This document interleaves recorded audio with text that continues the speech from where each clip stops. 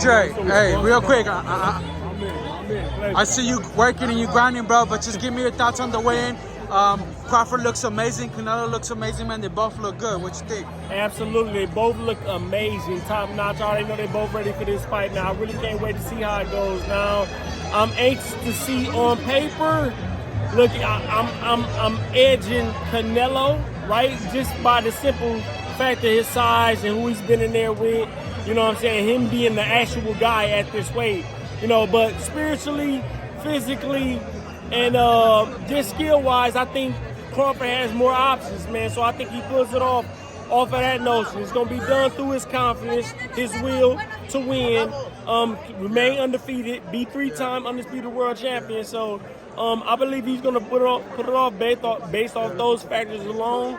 And he has the skill set to do just that. He has 3 or 4 different ways to win, 2 or 3 different ways to win this fight.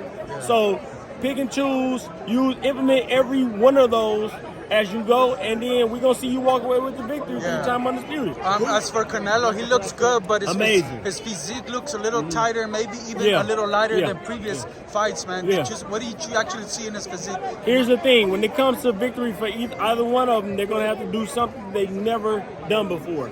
Example, Crawford's going to need to use that jab, unlike any time he's ever used it before. When he fought Spence, he implemented it well, but it was powerful.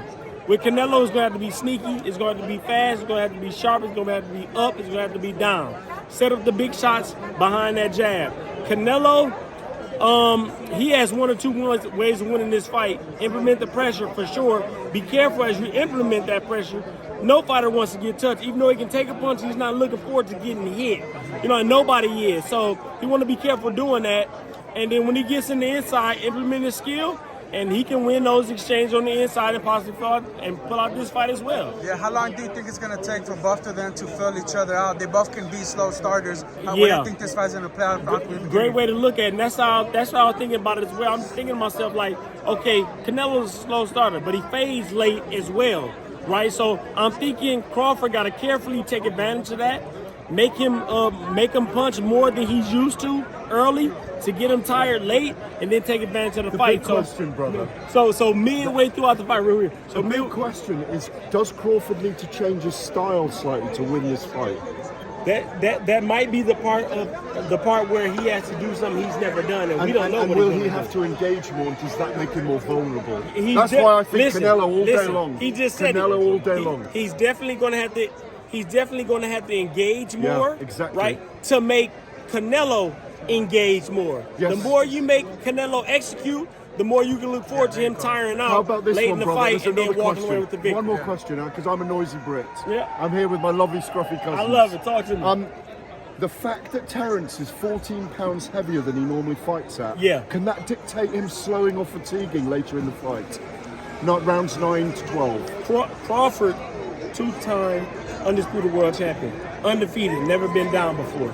When I tell you he put on this weight the right way, see there's way, you can put it on the wrong way, you can put it on the right way.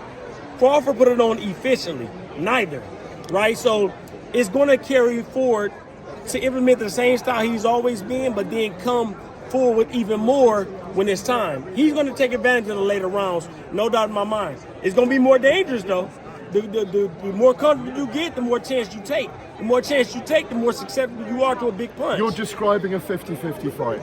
Andre, you're right. I'm kind of on both sides, but spiritually, I gotta go with Crawford.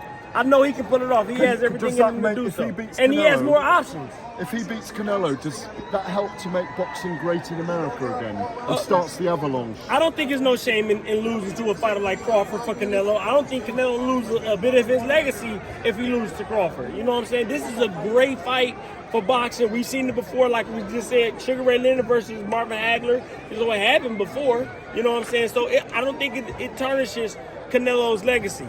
He stepped up and he put this fight on. I'm just grateful for him. And the big one, have you run into